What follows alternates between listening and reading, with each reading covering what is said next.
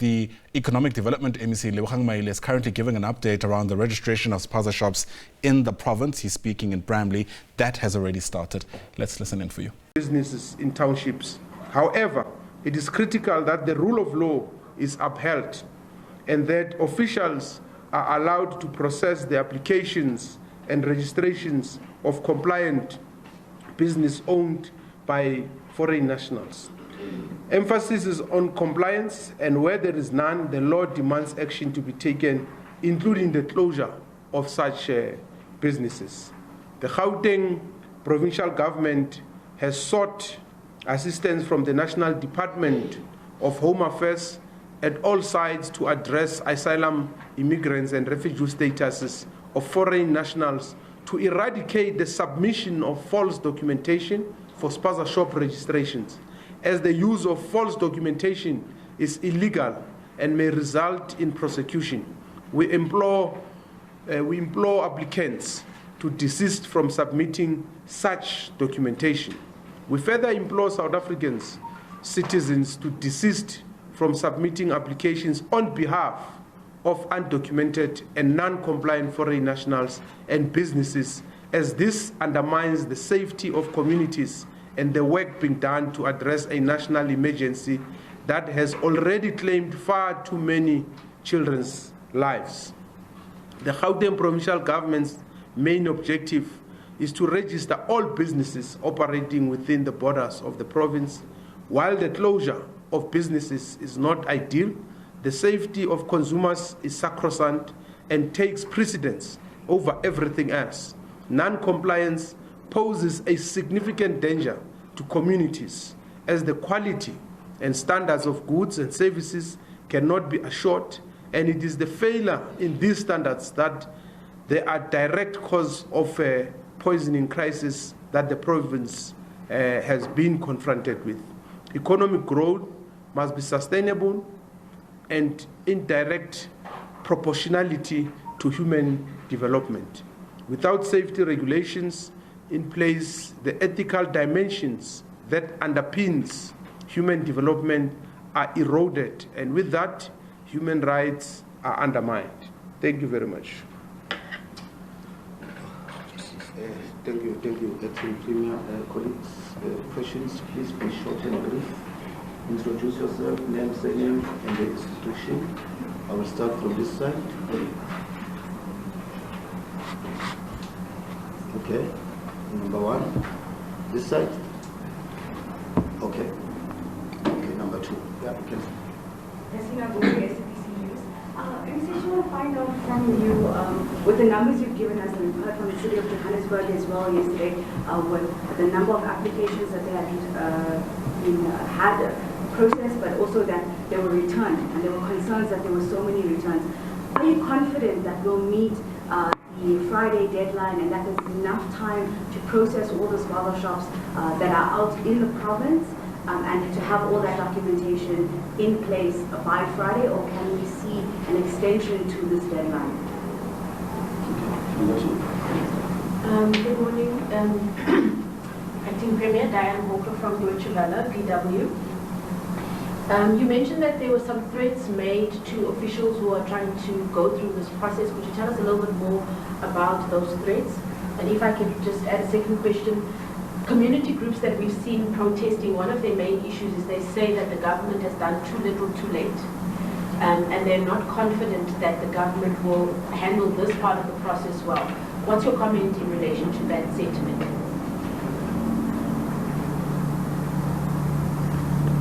Is that all? No, thanks for the questions. The first question, we are working on the basis that we've got 21 days, and we want to call on all the people who are interested in the process to submit their applications. We are dependent on the president whether there would be an extension or not. So we are not in a position to make that call. But also, it must be understood that this 21 days was about submitting applications. There's a process to process those applications, because when you have submitted, it doesn't mean you are registered. Because you need to, for instance, if you run a food handling facility, inspectors must come and inspect and issue you with the certificate that they are satisfied. So they can't do it sitting in the office. So we are confident that we will get I'll say a decent number, because as you can see, we've already reached out to about 15,000 spaza shops, and more than 13,000 of them have received forms, and we are hopeful that all of them will will submit by the deadline, and that more people will also respond. One of the reasons why we're having this briefing is to call on people to go out, those who are interested. They still have today, Thursday, and Friday. We know, as we have seen with other processes, people wait until the last hour. So we want to urge people not to wait until the last hour. This process is real; it's happening, and we are on it. And that's why, as you will see, we were very organized to have 85 registration centers in a compact province like ours. It demonstrates our commitment to simplify and make sure that access is easy for anyone who wants to register. And over and above the registration centers, we have been to the communities. We have visited communities so that no one can say, I'm not able to board a taxi and therefore I'm being disadvantaged. I hope it answers your question.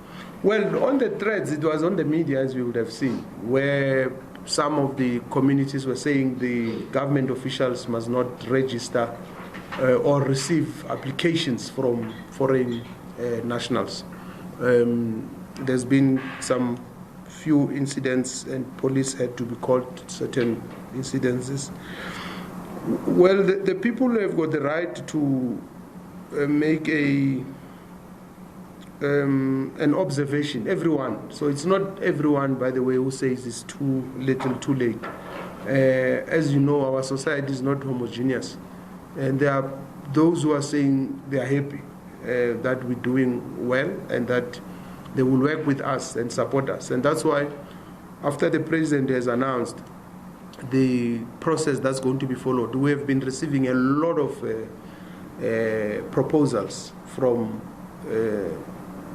different quarters, people saying we want to work with you, we've got a solution for this and that and all that. So those who say it's little too late is their opinion, and they've got that right to express it, and they've got reasons, I'm sure. But what we would like is to invite everyone, whether you believe it's too late or not, we need to find a solution, and we need to work together, and government will not solve this crisis alone. It needs everyone. It needs all the different sectors. So we are determined to make this process work, because it's in the interest of our country to succeed.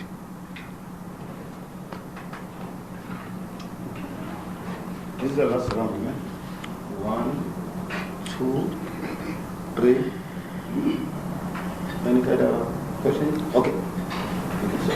Can you see from Times Live? Tabisile. Can you see? Oh, can you see? From Times Live. I just want to ask MEC, can you just clarify or explain to us what will happen come Friday?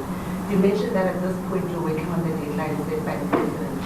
But what about those who are able to meet or have challenges or just don't pitch up and submit their forms? What will happen? And for those who are able to submit their forms, you mentioned that the deadline is just for those to submit. Does it mean that you'll be issued with a certificate or form to say you submitted, which is waiting for an outcome, and you can continue operating? Can you clarify what will happen after Friday? Okay, Chairman Itladi from ENC.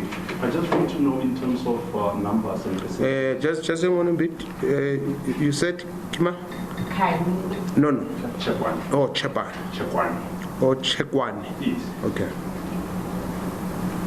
Sure. I just want to know in terms of numbers and percentages, which one can you say are more registering in terms of local or foreign?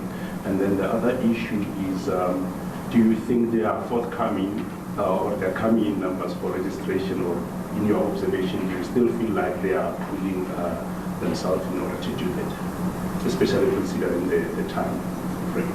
Thank you. Good morning, Alpha Ramushwana here from Eyewitness News.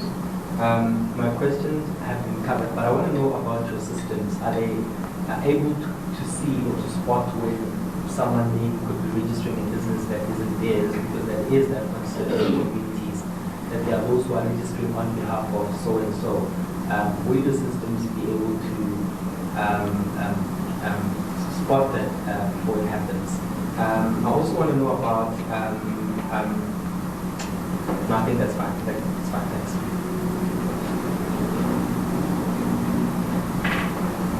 Oh, no, thank you.